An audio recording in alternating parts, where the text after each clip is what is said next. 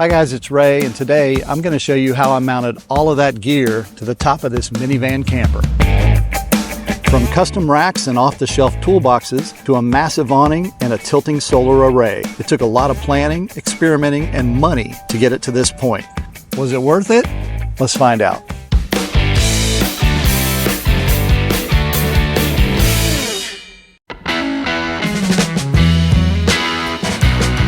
The first thing you notice about the outside of this van, it's not stealthy.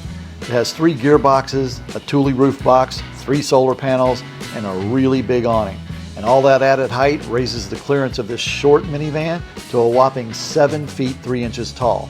All right, so to get into these gearboxes, I just unhook these straps from the front that hold down the solar panel, and now go to the back and then undo these 2 straps like this, and now I have access to the boxes.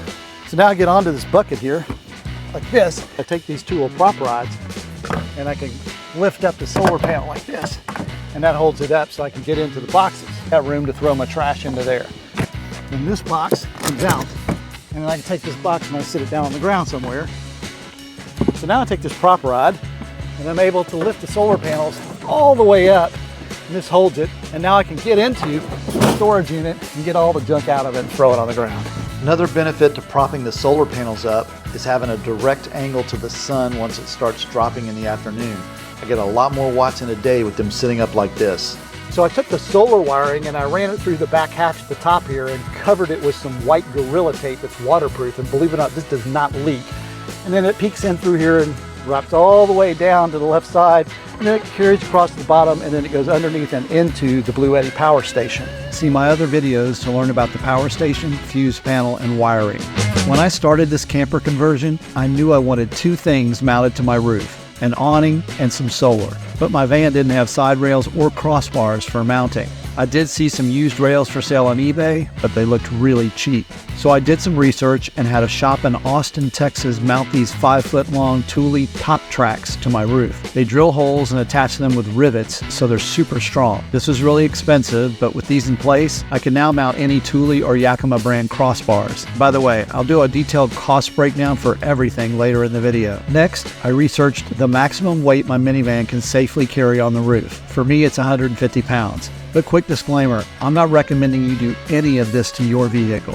It can cause safety issues and even void your existing auto insurance. Now I needed crossbars. This is where I really discovered how friggin' expensive it is to have all this cool stuff on your car. So the crossbars are only part of the purchase. You also have to buy a set of 4 podiums or feet to mount the crossbars to. But wait, there's more. You also have to buy a podium fit kit to mount the podiums to the top track. And none of this is cheap. I bit the bullet and bought it all, and I mounted the crossbars. I found a great deal on Facebook Marketplace. For $250, I got a new but never used Thule Roof Box with 2 keys. I mounted it in the center of the racks and started looking at awnings. I also got a good deal on a giant awning from Overland Vehicle Systems. This thing opens 270 degrees, which gives me 129 square feet of shade. It's overkill, but it is pretty cool, literally. It came with 3 really heavy-duty mounting brackets, and they recommend using all 3 since the awning weighs 75 pounds. Well, this posed a problem because I only bought 2 crossbars and I needed a 3rd. So to be safe, I bought another set of crossbars, podium feet, and a fit kit. You know the routine. It's designed to be mounted level, which posed a new challenge, since a minivan roof slopes down in the back and way down in the front. Luckily, the brackets are slotted, and it was possible to get it almost perfectly level.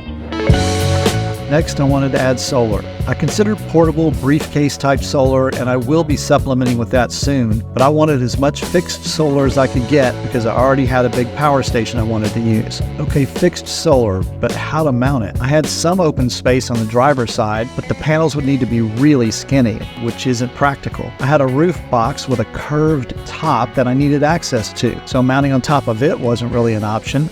Or was it? I guess it could be done if I mounted the solar panels on a hinge so I could lift them up to get into the roof box. After a lot of thinking and measuring, here's the plan I came up with. I bought 2 more of the awning brackets and mounted them upside down on the back of the awning brace using the same slots. This provided a right angle, a flat surface, to mount one side of the solar panels to. And more importantly, it would give me just enough height to clear the top of the roof box. Next, I mounted 2 large steel eye bolts to the brackets. Thought being I could use a steel pole slided into the eye bolts, providing a pivot point or a hinge. I used stainless steel bolts, washers, and nuts to connect 3 100-watt solar panels together, making one large panel.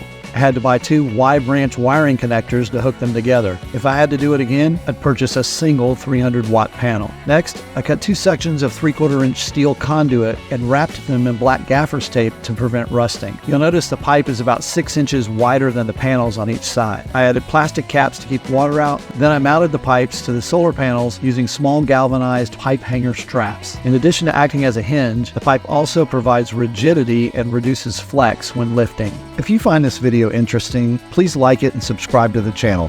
I'd really appreciate it. Coming up, how I made custom gearboxes from these cheap Home Depot toolboxes. But first, I want to take a quick minute to tell you about a brand new free mobile app I created called Easy Watts. It helps you plan how to run all your devices without running your battery down. Here's a preview. Whether you're camping, living the van life, or just trying to get through a power outage, Easy Watts helps you know how much portable power you need, what appliances you can use, and for how long. Here's how it works. Select a power station from popular brands like Blue Eddy, EcoFlow, Goal Zero, or Jackery. Then enter the devices and appliances you want to run. Here we're using a 12-volt fridge, a water kettle, a USB fan, an air fryer, and a microwave. Easy Watts shows you the runtime for your active devices. If you turn devices on and off, or change the time a device will be in use, the runtime also changes, giving you a better estimate of how long everything will last. Don't wing it. Get the mobile app that takes the guesswork out of using appliances off-grid. Easy Watts, free for iPhone and Android. To learn more, visit easywatts.net or tap the link in the description below.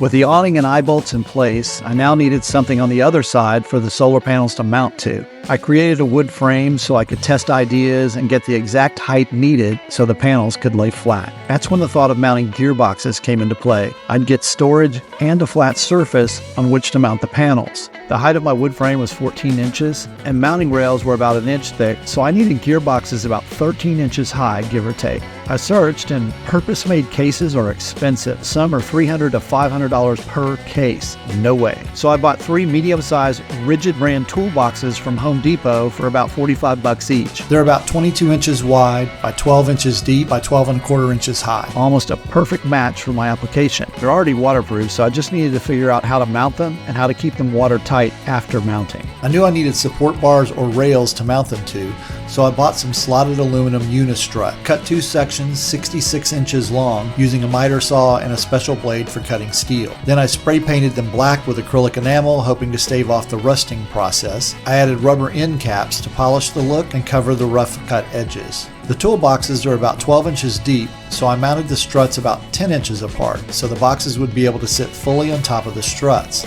I set the boxes on the rails to choose the best alignment for mounting. I don't have a picture of this, but I took a white Sharpie pen with a super fine tip, slid it into the rail slots from underneath, and marked bolt positions on the bottom of each box. With the boxes marked, I moved inside and drilled 4 holes in each one. For each hole, I used a 3/8 inch fully threaded hex bolt, 2 flat washers, and a lock nut. To seal it properly, I applied a generous amount of butyl tape to both sides under the washers. This black rubbery stuff here, this is the butyl tape. By the way, I've driven thousands of miles in and out of rainstorms, and I've had no leaks. Butyl tape works. I also used black gaffer's tape to cover the rigid logo and orange coloring on the front of the boxes. I think it gives them a cleaner look. The front and rear boxes would be permanently mounted in place, so I put a small piece of blue painter's tape on the rails to mark each bolt position, and I slid nylon cone nuts into place. The blue plastic holds these in position. I use these because there's no easy access to the nut from below. It's inside the rail, so it's near impossible to get it loose from below, making the boxes a little harder to steal. The middle toolbox is removable, so I used longer bolts on it. I permanently bonded flat washers to the rails using JB Weld. The bolts drop through the slots in the rail and through the washers. I secure them in place with giant wing nuts. Wing nuts make it quick and easy to get the box on and off, but it also made it easy to steal.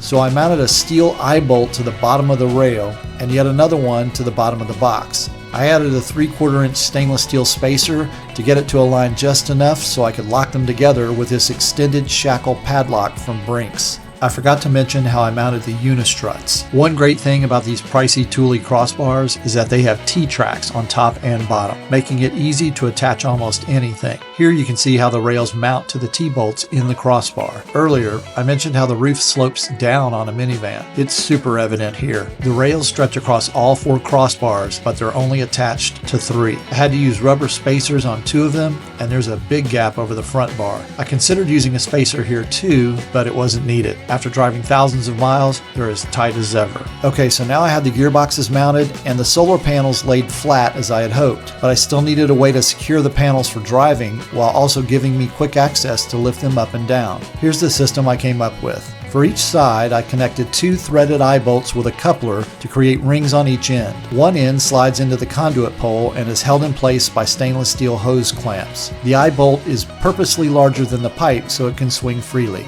I connect the hooks on 2 heavy-duty rubber tarp straps to the open ring, and I connect the other end of the straps to the slots in the metal Unistrut rails. I always use 2 straps for safety. You can see here how one of the straps has become brittle and could break soon. That's all the big stuff. Now let's see what it cost. I'm going to do this in 3 sections, then give a grand total for everything. First, crossbars, roof box, and awning. I spent $200 for the Thule top tracks, plus $300 for the installation. $400 for 4 Thule crossbars, $400 for 8 podium feet, and $320 for 2 fit kits. $250 for a Thule Sonic Alpine roof box, and $750 for the 270-degree awning. That's a total of $2,620. Next, let's look at solar. $300 for the solar panels, $15 for Y-branch connectors, $30 for a 25-foot solar extension cable, $70 for 2 extra awning brackets, $20 for 2 steel eye bolts, $11 for conduit, $750 for pipe end caps, $10 for stainless steel nuts, bolts, and washers, $10 for gaffer's tape, and $4.50 for pipe hangers. That's a total of $478. And finally, gearbox stuff. I spent $135 for 3 rigid toolboxes, $31 for Unistrut rails, $8 for strut end caps, $14 for Rust-Oleum brand spray paint, $14 for butyl sealing tape, $40 for 4 steel eye bolts, $14 for a 3/4 inch stainless steel spacer, $8 for hose clamps, $10 for 4 stainless steel eye bolts, $10 for couplers, $22 for rubber tarp straps, $12 for the Brinks lock, and $22 for a set of 3 other padlocks for the gearboxes, and finally about $20 for stainless steel nuts, bolts, washers, and wing nuts. That's a total of $360.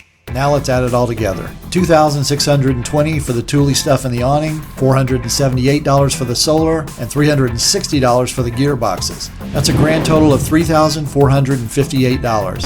Are you f***ing kidding me? That's a lot, especially for a minivan. I definitely didn't intend to spend this much when I started this whole thing. Well, that's all the big stuff, but a few other things to note. I use rubber-coated magnets with eyelets to hold wiring in place. These on the rear driver's side are for my solar wiring, and these on the passenger side are for my Starlink cable. I used a larger magnet to secure my backup camera, which I wanted to mount up high so that I could see over my cargo box or my bike rack when I have it installed. These magnets are great if you don't want to drill holes in your vehicle. And you may have seen a couple more of those large steel eye bolts mounted under the crossbars. I use these to secure the straps from my awning when it's fully deployed. So I've got about $3,500 in gear on the roof of this minivan. Earlier, I asked if it was worth it. Well, yes and no. Yes, I love all the benefits I get from the solar and the storage and the awning, but would I do it all over again? Definitely not. I'd simplify everything. I guess the best part of this setup is that it's not permanent. I can move it all to my next rig, as long as it has crossbars. That's it for this video, but just for fun, I'll leave you with a quick time lapse of me opening the awning on a hot summer day. As always, thanks for watching.